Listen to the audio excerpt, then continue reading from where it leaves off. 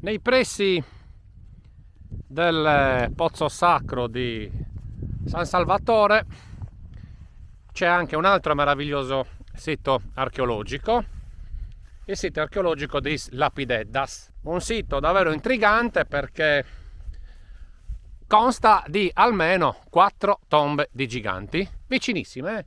Nel giro di 30-40 metri ci sono 4 bellissime, per me, tombe dei giganti, anche se comunque, come vedrete dalle immagini, la più conservata è leggermente più in fondo rispetto a questo, che è denominata tomba dei giganti numero 1, dove con grande stupore, con grande bellezza si può vedere la tecnica che utilizzavano. Guardate un po', specialmente da questa inquadratura noi possiamo vedere a destra il paramento esterno e a sinistra il paramento interno, e all'interno di questi due paramenti loro mettevano pezzi di pietra di pezzatura appunto più piccola, ok, per fare spessore e per dare stabilità.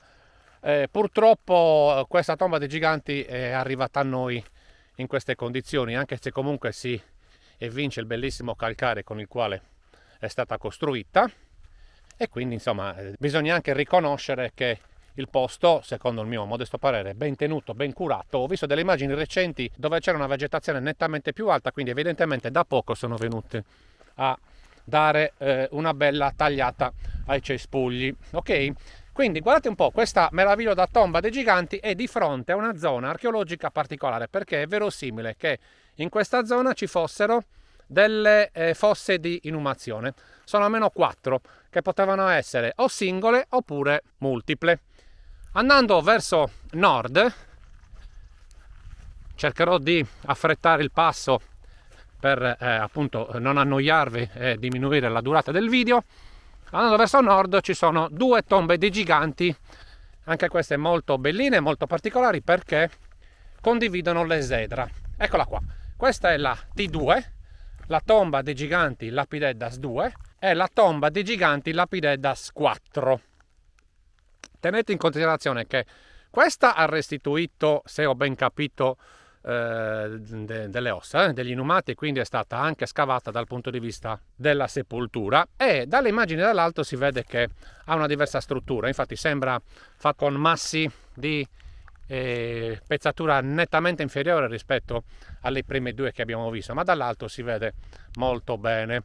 Anche in questo caso abbiamo detto che non è rimasto granché. Quando professor Rugas indagò il sito, lui stesso disse che era nettamente sconvolto praticamente dai tombaroli, ok?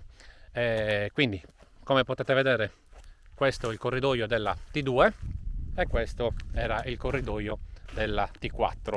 Andando ancora verso nord vedremo di nuovo una tomba dei giganti a filari, quindi tecnica ciclopica, e possiamo vedere che questa è meravigliosamente più conservata. Guardate che meraviglia, il corpo tombale poi appare nettamente più grande, l'esedra, o perlomeno quello che ne rimane, è a dir poco insomma commovente. Sono belle sensazioni che si hanno ogni volta che si visitano questi posti insomma antichi dei nostri gloriosi antenati. Io entro nel vano funerario, vi faccio vedere questo particolare che probabilmente faceva parte dell'ingresso, si vede che è ben lavorato. Guardate che meraviglia appunto la struttura poderosa a filari. Anche qui si vede la tecnica di costruzione a sacco con il paramento esterno e il paramento interno. Io vado all'abside del corpo tombale, salgo su e praticamente adesso vi faccio vedere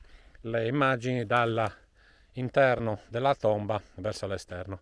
Che bello! Allora, a Gonnosno quindi avete la possibilità di ammirare e rimanere appunto basiti da 2 siti, almeno 2 siti archeologici molto importanti. Il primo è questo appunto, le tombe dei giganti di Lapideddas, e il secondo è il pozzo sacro di San Salvatore. Io chiudo con le immagini e niente, vi abbraccio come sempre, un caro saluto da Corrado. Ciao a tutti!